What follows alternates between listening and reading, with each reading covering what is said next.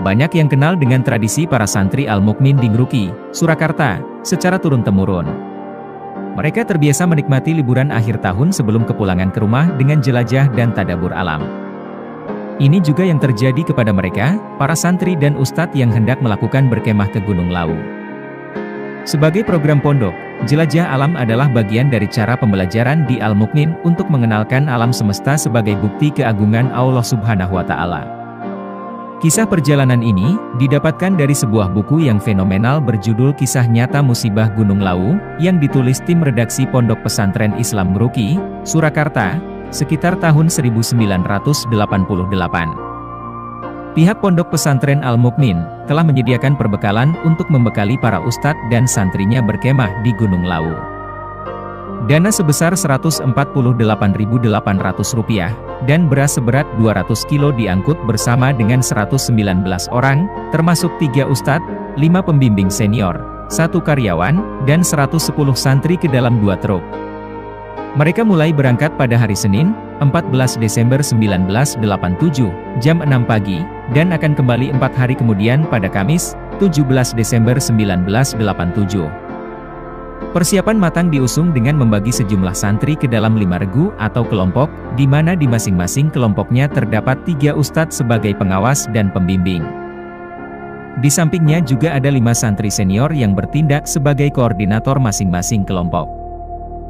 Dengan sukacita, mereka sampai di Tawangmangu, Karanganyar, pada jam 10 pagi. Dari sana, perjalanan dilanjutkan sampai ke bumi perkemahan Mojosemi, dengan 1 Colt Isuzu dan 4 Colt diesel. Sampailah di bumi perkemahan pada jam 11. Sesampainya di sana, mereka berkemah dengan membangun 6 buah tenda, 3 tenda untuk para santri, 1 tenda untuk para ustadz, dan 1 tenda untuk keperluan dapur. Di sana, mereka memutuskan bermalam dulu, sebelum akhirnya melanjutkan ekspedisi pada keesokan harinya, Selasa, 15 Desember 1987. Pagi hari, seusai salat subuh, mereka mulai dibagi sesuai dengan kelompok atau regunya seperti sebelum pemberangkatan dari pondok. Saat matahari bergerak semakin naik, pada jam 7 pagi, perjalanan ekspedisi dimulai. Hanya dengan pakaian kaos dan celana ala kadarnya, mereka dibekali dengan nasi dan ikan asin, ditambah dengan mie instan, 3 liter air putih, dan sekantung kotak obat-obatan P3K. Setiap anak akan mendapat jatah makan 1 kali, dan kembali ke tenda pada jam 3 sore. Tugas mereka adalah menyisir perjalanan sambil membuka rute pendakian dengan babat alas, atau memotong semak belukar dengan bekal golok. Ustadz Jamaluddin sebagai koordinator umum, tak mengharuskan mereka sampai puncak, yang penting kembali pada sore harinya, jam 3. Eksodus perjalanan regu dibagi menjadi 2 arah. Regu 1, 3, dan 5 mengambil jalan sebelah kanan dari perkemahan, sedang regu 2 dan 4 ke arah kiri perkemahan. Siulan dan yel-yel sukacita mengiringi mereka, menuruti hasrat jiwa muda untuk bertualang.